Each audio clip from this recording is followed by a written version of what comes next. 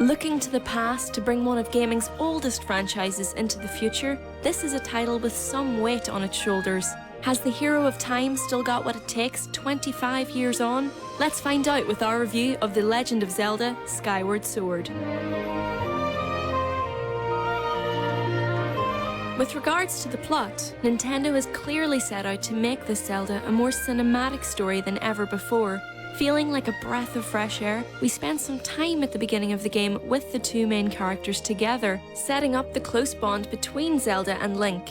This pays off massively when things go down in Skyloft and Zelda inevitably vanishes. We really do want her back. By this point, we've invested in their relationship and are more than willing to spend the 30+ hours it'll take to set things right. This is also by far the strongest Zelda we've seen. No longer a damsel in distress, she's got her own destiny to fulfill too. The gameplay of Skyward Sword both refines and perfects series staples and revolutionises new elements, such as the hugely anticipated Motion Plus sword combat.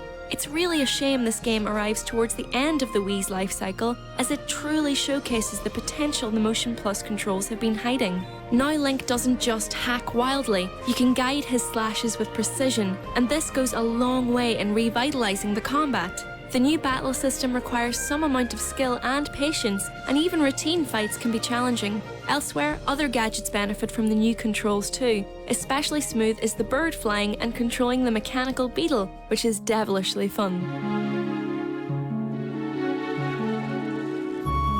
Venturing outside of combat, you'll encounter a world that is positively brimming with character.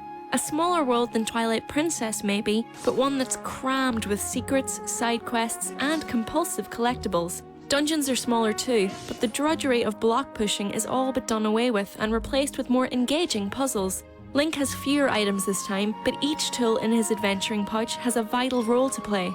No longer is a dungeon shaped around the item you'll find there. Instead, items can be upgraded and come into play several times throughout the story. The one thing that was always going to count against Skyward Sword was its standard definition.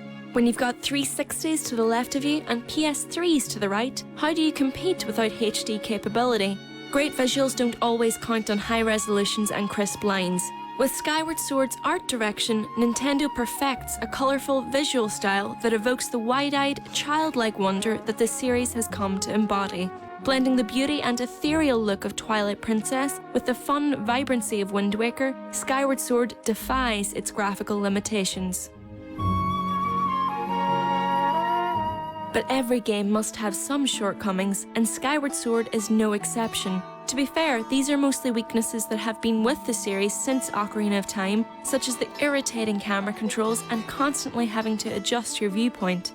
Aiming can sometimes be a pain, and you may find Link staring at his shoes through a crosshair instead of at the enemy. And, for hardcore fans of the series, the absence of cuckoos may come as a hard knock.